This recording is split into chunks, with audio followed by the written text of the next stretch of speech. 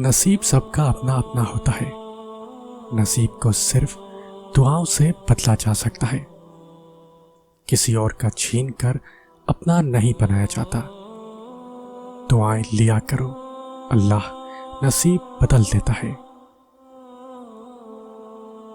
नबी करीम सल्लल्लाहु अलैहि वसल्लम ने फरमाया, रोए ज़मीन पर कोई मुसलमान नहीं है जो अल्लाह ताला को पुकारता हो मगर अल्लाह ताला उसको अता करता है, या फिर उस दुआ के बकदर उससे बुरी चीज को टाल देता है।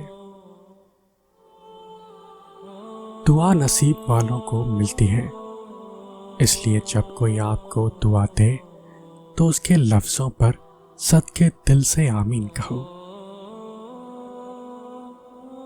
जब दुआ से बात ना बने तो फैसला अल्लाह पर छोड़ दो। अल्लाह ताला अपने बंदों के हक में बेहतर फैसला करने वाला है। अजान और अकामत के दरमियान मांगी जाने वाली दुआ रद्द नहीं होती। हजरत अनस रजी अल्लाह अन्हो ने पूछा, या रसूलल्लाह सल्लल्लाहु अलैहि वसल्लम, फिर हम उस वक्त क्या दुआ मांगे? आप सल्लल्लाहु अलैहि वसल्लम ने इरशाद फरमाया, अल्लाह ताला से दुनिया और आखिरत की आफियत मांगो।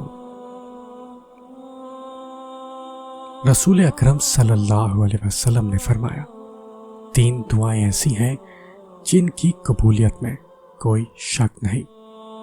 वालिद की दुआ, मुसाफिर की दुआ और मजलूम की दुआ।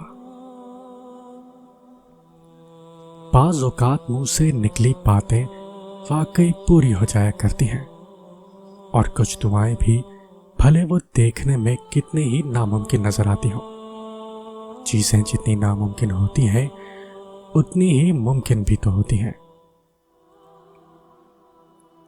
कुछ लोग किस्मत की तरह होते हैं जो दुआ से मिलते हैं, और कुछ लोग दुआ की तरह होते हैं जो किस्मत बदल देते हैं।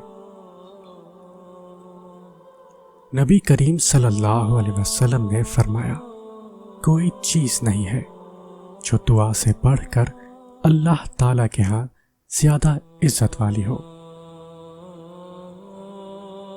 आप सल्लल्लाहु अलैहि वसल्लम ने फरमाया, तुम्हारा रब बड़ा बाहया, शर्मीला और करीम है।